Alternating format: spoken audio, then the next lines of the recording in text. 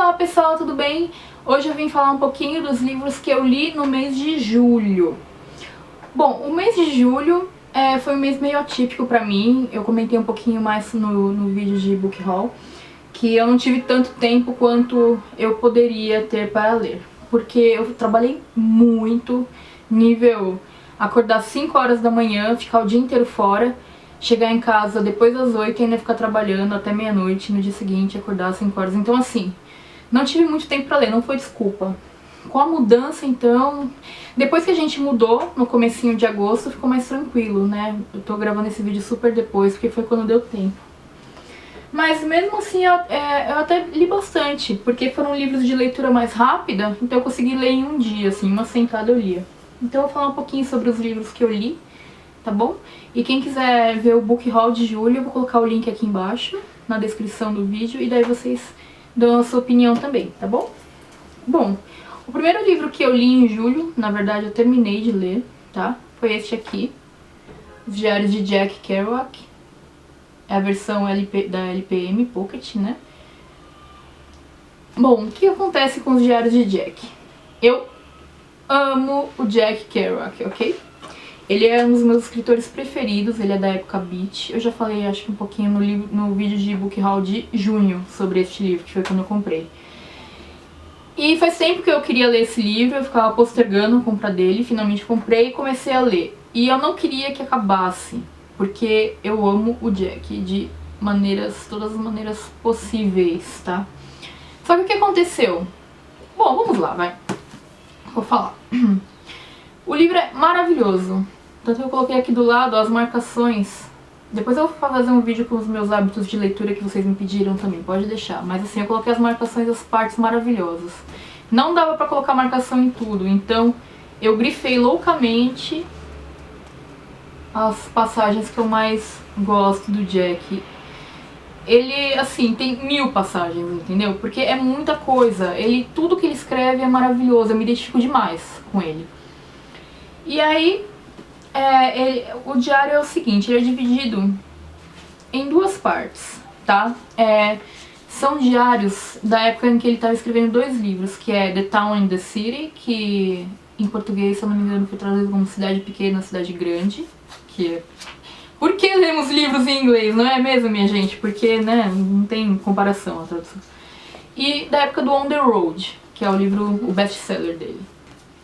O que acontece? Na época do The Town and the City, os diários são maravilhosos, que tem toda a insegurança dele lançar, o livro dele ele não era famoso ainda. Então fala sobre as angústias como escritor. E ele registra assim, hoje escrevi 1000 palavras, não foi bom, hoje escrevi 10.000 palavras, foi maravilhoso. Olha, uma escola pra quem tá escrevendo. Como eu escrevo, pra mim teve um gostinho a mais, assim, a coisa toda. Só que, e assim, tudo tava indo super bem, tá? Até eu chegar na parte do On the Road. Gente, eu tenho sérios problemas com On the Road, porque assim, eu amo Jack Kerouac, mas assim, eu não gosto muito de On the Road. Aguardando represálias. Por quê? Eu acho um livro chato. Eu não sei se eu li na época errada. Eu acredito muito nisso, né? Que não existe livro ruim. Existe livro que a gente lê na época errada da vida. Mas, assim, eu tinha lido... já tinha lido alguns livros dele. Tinha lido Os Vagabundos Iluminados, que é o meu preferido de todos, assim. Indiscutivelmente, que é um livro bem mais maduro, ele escreveu bem depois do On the Road. E quando eu li o On the Road, eu falei, gente, eu não tô nessa vibe dele aqui, sabe? De ficar viajando e fica aquela, me perdoem o termo, mas uma putaria pra lá e pra cá de coisa. Eu não tava nessa vibe quando eu li o On the Road. E eu achei bobo. Não gostei, entendeu? Enfim, eu posso depois fazer um vídeo falando tudo que eu penso do On the Road em detalhes. Mas assim, eu entendo a revolução que ele causou pela forma de escrita, né, do Jack, porque ele tem uma escrita fluida, que é pra acompanhar o fluxo de pensamentos dele. Então isso, poxa, isso foi revolucionário pra caramba, bem legal. Mas ele faz isso com maestria nos outros livros, e no On The Road foi só o primeiro. Então assim, até entendo todo o fervor em torno do On The Road, mas eu não acho tudo isso. O filme eu odiei muito, assim, foi legal ver, né, os personagens ali na tela. Eu tenho um sério problema com a Kristen Stewart, mas enfim, não foi só por isso. Foi legal ver os personagens na tela, mas eu não gostei do filme também. Acho que o filme traduz bem a coisa toda do livro, a atmosfera do livro, ou seja, boring. Então é isso. E quando chegou na época dos diários que ele fala do On The Road, gente, assim, foi, te juro, foi um martírio pra ler. Eu não gosto, tá? Então ele fica só falando, estava aqui com um frasco de conhaque na mão que caiu, e não sei. Assim, rasa, não tem nada demais. Tá, mas fica só falando do dia a dia dele, é legal por curiosidade, pra ver, mas não agrega nada, sabe? Foi essa a impressão que eu tive. E é isso, um livro maravilhoso, tá? Uma parte aqui achei muito engraçada que eu fiz uma nota, eu gosto de fazer isso, né? Os livros são meus, afinal. E daí aqui eu escrevi: tive que comprar uma caneta porque só ler esse livro sem escrever é impossível. E daí eu vou fazendo notas ao longo do livro, porque tem umas passagens que são... Te juro, eu não consigo nem descrever de tão maravilhosas que são, sabe? Deixa eu ver se eu acho alguma aqui que... Olha, eu marquei várias, deixa eu ver aqui. Olha, por exemplo... Então eu me consolo dizendo, não me pergunte o que é este livro, de onde veio, por que veio e com que objetivo. Não aponte suas imperfeições, suas grosserias, suas cruezas. Em vez disso, você também podia me dizer olhando nos meus olhos. O que é você? De onde você veio? Por que e com que objetivo tosco e imperfeito? Ele, assim, ele fala sobre ser escritor e das amarguras da vida do escritor, né? Então... olha isso aqui. Tudo isso para encher o caderno com símbolos de vida, onde na verdade toda a vida que tenho esses dias, toda, está derramada até a última gota nesses últimos capítulos. Ah, gente. Eu adoro o Jack Kerouac. Vou encerrar aqui só com uma última que eu abri agora e lembrei que é muito legal, que é a seguinte, olha. Não quero afastar-me das pessoas de quem gostei e admirei no passado por seu talento, imaginação e charme. E isso inclui todo o círculo do episódio de Nova York, que ele comentou aqui. Mas se eu não puder ser do jeito que quero com eles, ou seja, amigável, absorto, eventualmente simpático e um monte de outras coisas que descrevem o que eu sei ser como companheirismo humano, então não me resta nada a fazer a não ser seguir agora meu caminho para uma nova fase de vida, da vida adulta. Ou pelo menos vida com boas intenções, atitudes sinceras e tentativas honestas. E estou mesmo muito cansado de satirizar neuróticos sem importância. A única coisa que me resta na relação com eles. Vou vê-los em um estado mental alegre e afetuoso e sempre saio desconcertado e chateado. Ah, gente, me identifico tanto com isso. Ó.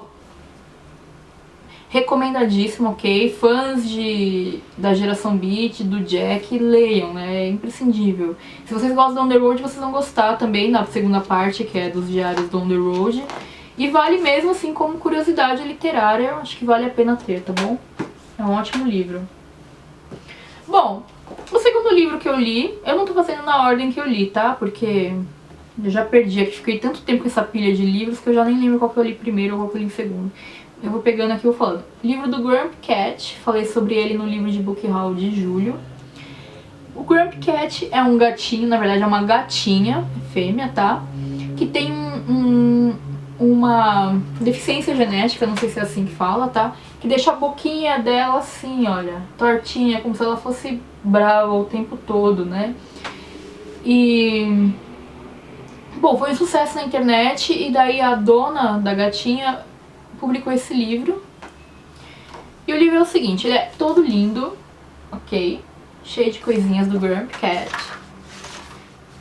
É um livro azedo, ok?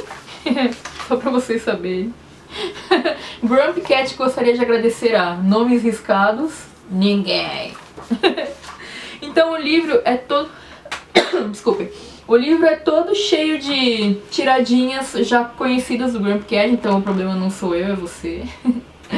Ele é bem divertido, é um livro pra você ler em meia horinha, assim, mesmo pra se divertir, é legal de ter, pelo menos eu gostei. Tem algumas coisas meio sem graça, assim, umas piadinhas meio bobocas, mas de resto, ele é muito legal, tá? É um bom livrinho pra dar de presente pra aquele seu amigo mal-humorado, tá? Ou pro seu amigo que ama gatinhos. Ó, livro do Grumpy Cat, gostei muito, uma gracinha. Depois eu li, analisando aqui, eu vi que a minha lista de livros lidos de julho tem altos e baixos, né? Bom, eu vou falar agora um pouquinho sobre o livro da Isadora Faber, Diário de Classe, que eu li em um dia. Foi uma leitura muito gostosa e legal. Eu comprei ele na Saraiva. A Isadora Faber é uma adolescente que há alguns anos resolveu criar uma fanpage no Facebook para divulgar os problemas que ela tinha na escola pública que ela estudava. E isso fez grande sucesso, começou a atrair a atenção da mídia, né? Porque tudo que critica o governo, nossa, todo mundo indo atrás, né? E foi ótimo, porque assim, ela denunciou muitas coisas da escola, trouxe melhorias pra escola por causa disso, só que ela começou a receber muitas represálias, né? Por conta das fotos, dos vídeos, das coisas que ela postava. Então assim, a merenda hoje foi isso aqui, foi boa, então foi horrível. A quadra está toda descascada faz 1000 anos. A porta tá com a maçaneta quebrada, o ventilador da sala tá com o fio desencapado, é perigoso pros alunos. E daí isso foi enfurecendo o pessoal, a diretora ameaçou ela várias vezes, os professores faziam certos complôs assim com ela, uma coisa terrível, tá? Adolescente, gente, menor de idade, ok? E aqui ela fala sobre todo o processo, né? Desde que ela começou com a fanpage até o momento que ela publicou o livro, ela começou a dar entrevistas e ela é uma graça, uma menina adorável e foi muito legal. Oi, a câmera pode gravar. Então foi muito legal saber um pouquinho mais da história dela, que ela vai contando tudo o que aconteceu de acordo com a evolução de número de likes no Facebook. Então ela vai colocando assim, ó, agosto de 2012, 139 mil seguidores. Então, e daí ela vai contando o que vai acontecendo. Tem trechos das postagens, ela reproduz as postagens aqui. Então é um bom livro. Eu acho que todo mundo que trabalha com internet, assim, a leitura é obrigatória, tá? Porque aquela coisa que a gente fala de revolução das mídias sociais, tá aqui, ó. Exemplo prático, case, ok? E quem trabalha com pedagogia também, livro obrigatório, porque ela denuncia as coisas da escola, passa um pouquinho da visão do adolescente, né, com relação às aulas. Então, olha, um ótimo livro, Isadora, parabéns por tudo na sua vida. Agora ela criou uma ONG, sem palavras para descrever a importância dessa menina, tá bom? Então, muito legal esse livro, pessoal. O outro livro que eu li foi este aqui, Nadismo. Muitos dos livros que eu tô apresentando aqui eu já falei no Book Haul de julho, então eu não vou me estender tanto na explicação, tá? Este livro aqui do Marcelo Bohrer é um livro que se propõe a falar o seguinte: vivemos todos muito ocupados, ok? Sempre correndo e sem tempo. Não conseguimos dar conta do que precisamos fazer. O que ele está propondo aqui é que a gente descubra o nadismo, a maneira mais simples e acessível de recuperar o equilíbrio e viver melhor com o seu tempo. Ok? Então eu comprei esse livro num sebo, falando assim, putz, deve ser muito legal. O que acontece? O livro é assim, olha. Página em branco, texto. Página em branco, texto. O livro é todo pautado nessa história do nadismo, então ele tem algumas páginas totalmente em branco, que são páginas para você refletir, na verdade não pensar em nada, ficar quietinho. O livro atende ao que se propõe? Sim, porém em partes, porque assim, ele é muito superficial. Eu terminei de ler o livro, com a sensação de que, tipo, se eu tivesse lido só a parte de trás aqui, já tava ok. Não trouxe nenhuma novidade, não trouxe... Olha, por exemplo, ficar sem fazer nada é bom para a cabeça, porque você acaba tendo grandes insights. Paul McCartney, quando estava tentando compor uma música, dormiu e sonhou com Yesterday e acordou compondo a música, assim como grandes compositores fizeram isso também, escritores e tudo mais. Eu esperava um pouquinho mais sobre a coisa de não fazer nada e como isso ajuda a melhorar esses momentos de estresse e também como ajuda na criatividade, em outras coisas, enfim. Eu achei que o livro assim, pra quem nunca ouviu falar sobre o assunto, legal, tá? Eu acho que talvez, por eu ter toda essa bagagem com vida organizada, pra mim não foi uma grande novidade. Então não vou tirar o mérito do livro por causa disso, por causa da minha experiência pessoal, tá? Só digo o que eu achei, né? Esse vídeo é um vídeo de opinião, então eu teria que dar minha opinião mesmo. Não posso fingir que... Assim, é um livro legal, mas assim, sabe quando você termina de ler o livro e fala, não me acrescentou nada, poderia não ter lido? Essa foi a sensação, tá? Mas pode ser que você goste. Eu li também este maravilhoso livro, que é Uma Vida Entre Livros, do José Mindlin. O José Mindlin, como eu comentei no Book Haul de julho, era, né, porque ele já faleceu. Ele tinha a maior biblioteca particular do Brasil e ele era bibliófilo. A pessoa bibliófila é aquela que ama os livros e que coleciona, vai atrás de edições antigas, gosta do livro em si. E ele era um grande bibliófilo e assim, pessoal, as coisas que ele fala, você começa a ler esse livro, quem se considera bibliófilo também, vai entender muito, quase caí aqui, mas tudo bem. Vai entender muito tudo que ele fala. E é muito legal, é um livro maravilhoso de ler, sabe? Então ele fala o amor ao livro, o hábito de leitura, a atração que você tem pelo livro. Ele fala que ele não gosta de ler por obrigação e ele procura não fazer isso. Deixa eu ver. Bom, eu não vou dar spoiler, né? Mas assim, o livro ele começa falando as obsessões de um bibliófilo.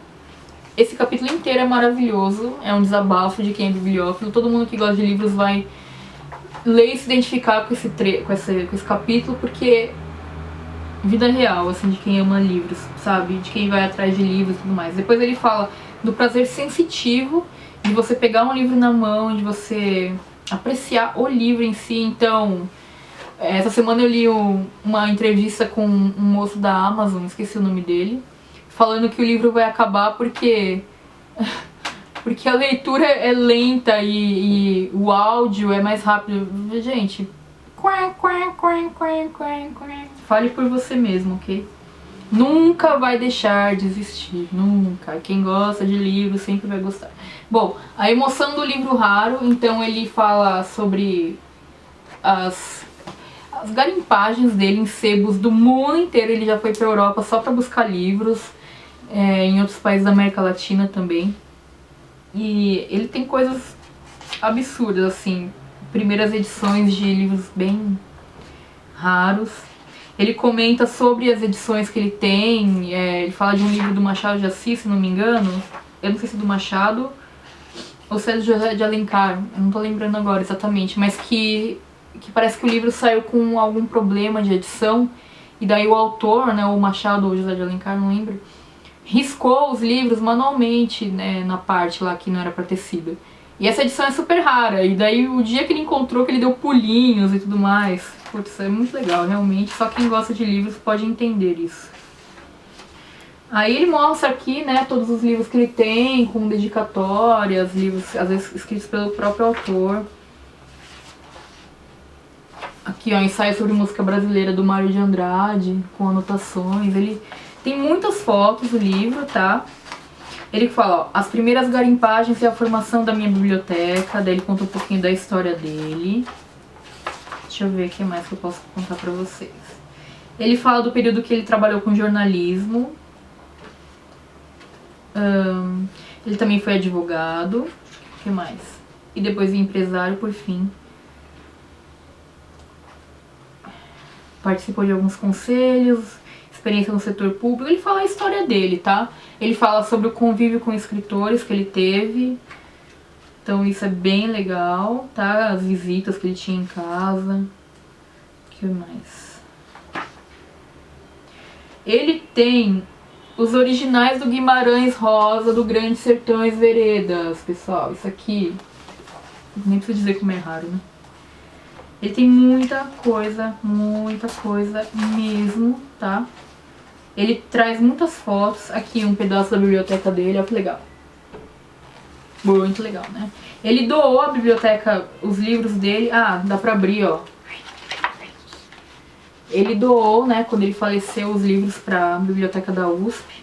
Acho que é o que eu vou fazer com o meu. Eu vou fazer um testamento já com os meus livros. Porque eu já tô vendo o problema que vai ser pro meu marido quando eu morrer isso aqui. Se eu com 32 anos já tenho mais de 650 livros, imagina até o fim da vida. Ave Maria. Ó, ele tem alguns documentos, eu tô tentando abrir aqui porque o livro... Olha. Então ele tem muita coisa assim, o livro meio interativo, sabe? Que abre, olha, fica grandão, vocês conseguem, ó, um documento grandão aqui, olha. Tá vendo? Então o livro, ele é super bem feito, assim, pra realmente fazer uma homenagem ao José Mindlin.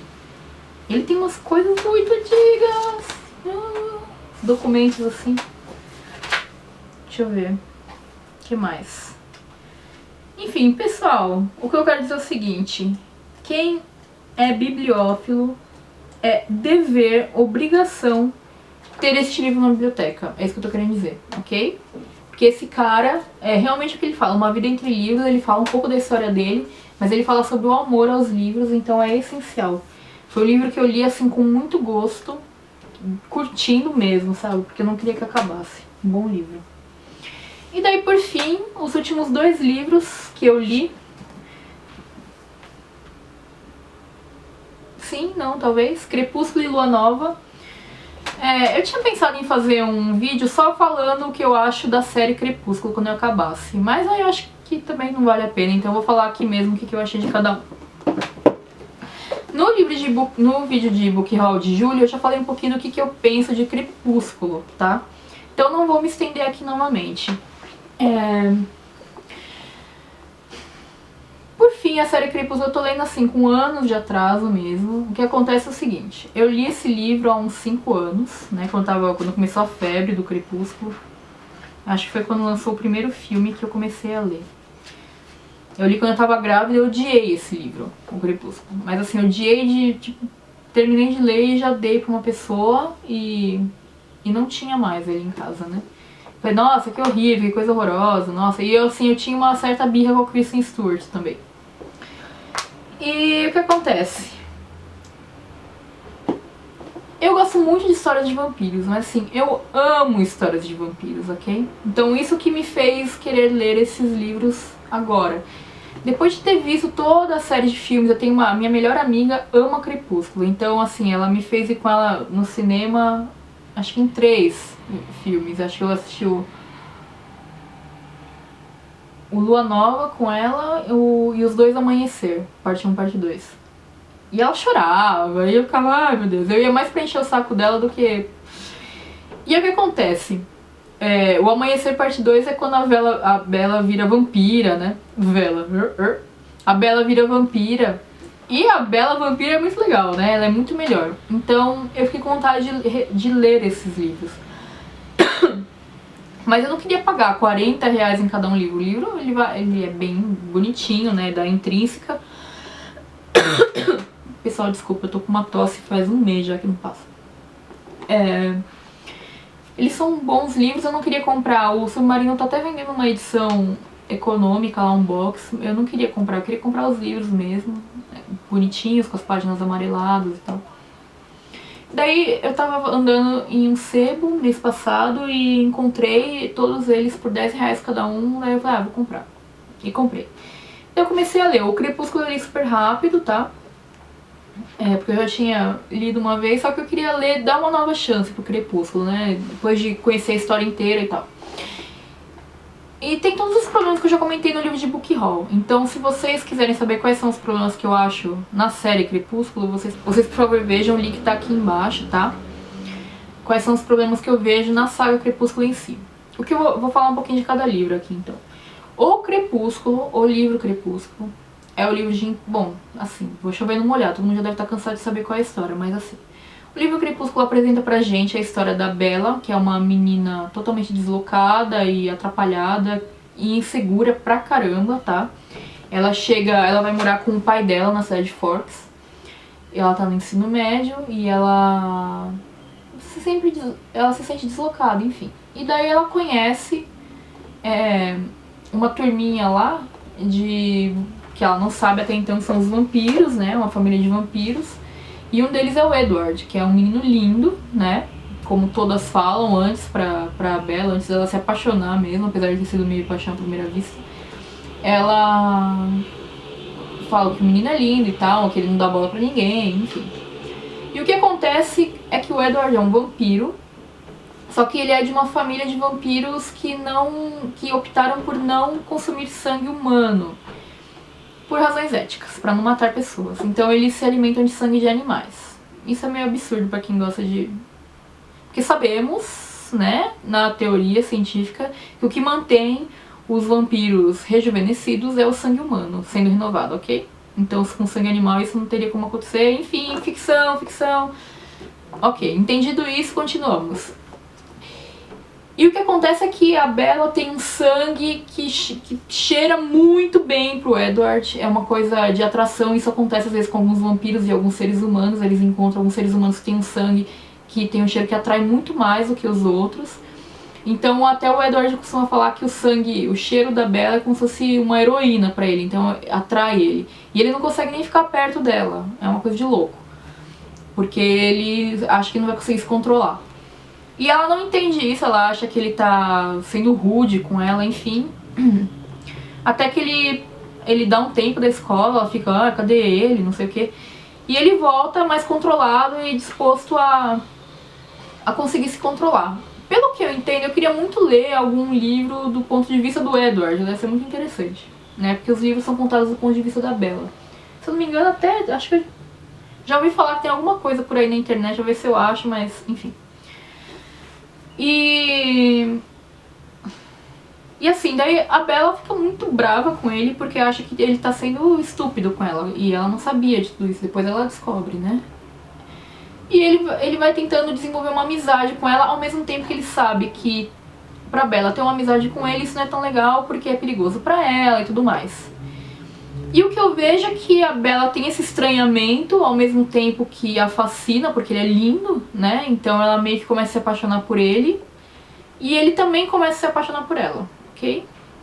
Então isso é legal porque não é uma coisa tão clichê, assim, do tipo, ele é lindo e me apaixonei por ele. Na verdade, sabe aquela coisa de menino e menina que tem 6 anos de idade, um tem raiva do outro e depois começa a namorar? É mais ou menos isso, né?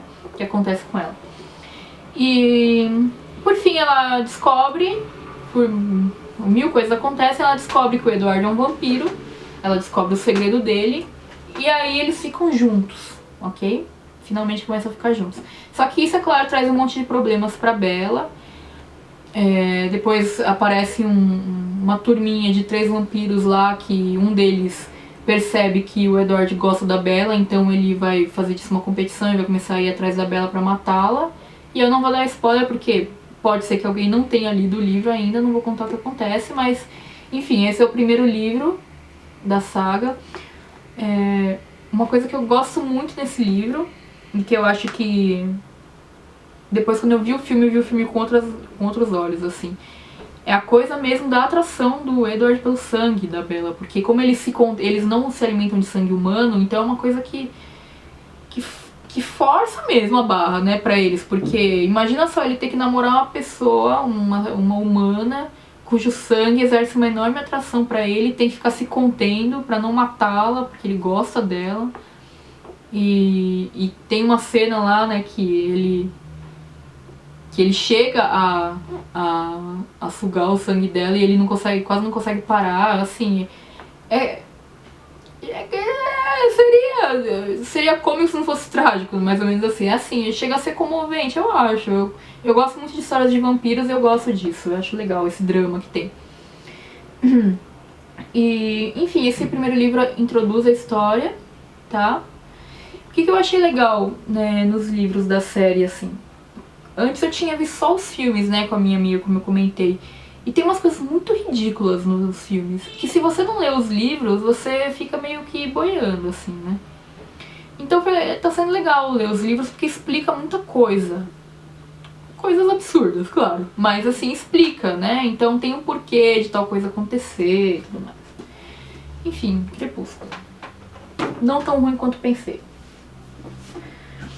Lua Nova é o segundo livro da série, tá? E eu posso dizer que até agora mesmo com os filmes já era assim, mas tem sido meu preferido. Eu gosto muito de livros que falam sobre depressão. Acho que é uma faceta da vida humana que é legal. Assim, eu gosto de ver como as pessoas escrevem sobre isso.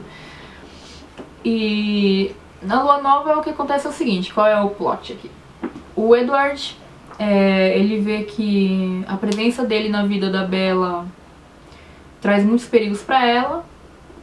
Ela já começa a desenvolver uma vontade de virar vampira pra ficar com ele. Ele acha que isso é uma motivação errada, porque vampiro é uma pessoa, um morto-vivo, sem alma, e que tem essa vida desgraçada pra sempre. E ele acha que ela não sabe o que ela tá falando, né? Ela tem só 17 anos e fica achando que quer ser vampira. E ele resolve deixá-la. Então, para o bem dela, né, na teoria, ele resolve deixá-la pra ver se ela vive a vida dela como humana e tira essa ideia da cabeça. Olha, entendo a motivação dele, entendo, mas é muito egoísta, gente. Nunca vou aceitar, tá bom? Nunca vou aceitar mesmo o que ele fez com a Bella. Terrível, tá? A menina fica super na depressão, eu sei como é isso, entendeu? É terrível, já tive amigos que passaram por essa coisa de abandono, assim, e olha, é muito triste. Fazer um ser humano passar por isso é do mal, sabe? E daí o que acontece é que nesse livro mostra a Bella deprimida. O que é legal é que assim, no filme isso fica bem, o filme ele é bem obscuro, né? Mostra a Bella, ela percebe que toda vez que ela se envolve em situações de perigo, de vida, ela escuta a voz do Edward na cabeça dela, como se ele estivesse dando um recado, fala, não faça isso, porque o Edward tem uns poderes psíquicos lá, né? Ele consegue ler mentes e tal. Ele não consegue ler a mente da Bella. Então a gente fica nessa dualidade, assim, será que ele tá mesmo falando com ela ou são delírios dela porque ela tá ficando maluquinha? Então tem essa coisa, é bem legal. Eu, pelo menos, acho legal, tá? E daí ela se aproxima também de um amigo dela, que é o Jacob, que ele é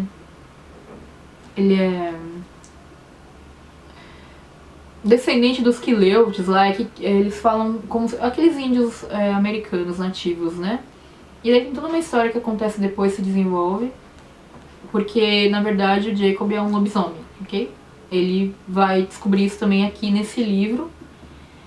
E os lobisomens, eles aparecem como uma forma de defesa cultural da tribo deles, lá do tribo, clã, não sei. E pra se defender contra os vampiros. Daí nesse livro eles, acho que na verdade é no Eclipse, tô confundindo os livros já. Eles contam um pouco mais dessa história, mas enfim, o Jacob vira um lobisomem e depois que ele vira, ele muda muita coisa na vida dele, assim, em termos de disponibilidade mesmo pra Bella. Muda um pouco o caráter dele, muda muita coisa, né? Então a gente vai vendo o desenvolvimento do próprio Jacob também. E essa aproximação que ele tem da Bella, ele começa a cuidar dela. Quando eu vi o filme, eu tava muito brava com a Bella, porque eu falava assim, ela tá usando o coitado de Jacob, sabe? O menino novinho gosta dela e ela fica usando ele, ela não gosta dele e fica lá com ele e tal. Lendo o livro, isso não fica assim, sabe? Fica parecendo mais assim. Ela o tempo todo fala que ela não tem interesse em nada romântico com o Jacob, que é só amizade. Mas ela fica o tempo todo com ele. Então, a Bella é uma pessoa problemática, ok? Então ela é muito dependente de figuras masculinas. Assim, é uma coisa meio doentia, mas acontece, certo? Na vida real também. O problema não é da Stephenie Meyer, é o problema de pessoas que têm essa dependência. Então primeiro ela tem essa dependência com o Edward, quando o Edward vai embora, ela encontra no Jacob. E ele fica protegendo ela, só que ela busca no Jacob o que ela tinha no Edward, só que ela não pode ficar com o Jacob, porque ela não gosta do Jacob, ela gosta do Edward, só que o Edward não tá, então ela fica meio assim na dúvida, o que ela faz da vida, se ela fica com o Jacob porque ele tá ali, basicamente, ou não, né? Então fica essa coisa o livro inteiro, e ela fica passando por situações de perigo o tempo todo. Enfim, também não vou contar o final, porque tem gente que não sabe, mas o que todos sabemos é que daí ela volta com o Edward, certo? Porque temos aí mais 2 livros falando sobre isso. Não vou perdoar jamais o Edward por ter deixado a Bella, isso é uma coisa realmente entendo a intenção da Stephenie Meyer, só que ridículo, só mostra como ele no fundo é meio egoísta. Depois no Amanhecer eu sei que rola a mesma coisa quando ela engravida e tudo mais. Enfim, sinais do psicopata, né, meu povo? Realmente é isso que o Edward é. Ele é um vampiro, mas caráter duvidoso aí. Por fim é isso, eu acho que Lua Nova é o meu livro preferido também. Eu não terminei de ler, tô no fim do Eclipse, vou começar o Amanhecer, pode ser que eu mude, porque o Amanhecer a Bela vira vampira, eu gosto dessa parte. Mas o Lua Nova é um livro denso, tá? E é isso, gostei. Eu me surpreendi gostando da Saga Crepúsculo, porque eu criticava tanto antes por causa dos filmes, eu odiava. E assim, claro que não é um livro, a gente não tá falando de Anne Rice, entendeu? Não são bons livros, é literatura rápida. Muitas pessoas comparam com Harry Potter, nem se compara. Harry Potter tem uma densidade, uma mitologia muito melhor, assim, é outro papo. Só comparam por causa do Robert Pattinson, que fez o Cedric Diggory no Harry Potter, isso que é a impressão que eu tenho. Porque de verdade, não tem nada a ver a história. São seres fantásticos, é a história dos vampiros com os lobisomens e tal, mas... Enfim, não entendo. Mas eu tô gostando de ler Crepúsculo, eu tô nessa fase meio... Eu tô tendo até sonhos vampirescos, assim, tá ridículo. Mas tô curtindo, eu tô lendo Eclipse bem lentamente. Oi, a câmera tinha cortado. Eu tô lendo Eclipse, tô lendo bem devagarzinho mesmo, porque... Eu quero curtir bem a leitura, sabe? Mas pra mim tá sendo o livro mais chato de todos até agora, o Eclipse. Tem muita historinha, muito flashback. É legal porque explica a história dos personagens, né? Dos irmãos do Edward e tudo mais. Mas assim, é um livro que serve realmente entre o Lua Nova e o Amanhecer. Isso que é o que eu notei, uma ponte. E como toda série de livros, sempre tem um livro que é meio ponte, assim, né? Então, ok, vamos passar por isso e prosseguir. Pessoal, esses foram os livros que eu li, então, em julho, tá? Aqui. Foram 1, 2, 3, 4, 5, 6, 7 livros, até tô na média do que eu costumo ler por mês. E é isso, tá bom? Eu comprei bastante livro em julho, como vocês podem ter visto no vídeo de book haul. E eu tô lendo muitos livros ao mesmo tempo, eu preciso dar uma parada com isso, porque senão eu não vou conseguir terminar de ler nenhum. A gente tá aqui já na segunda quinzena de agosto e eu acho que eu li 2 livros esse mês só. Então eu preciso dar um gás aí se eu quiser terminar o final de agosto com mais de 5 livros lidos, pelo menos. Eu espero que eu consiga. Tá bom? E é isso. Então, até o vídeo de livros lidos de agosto. Tchau!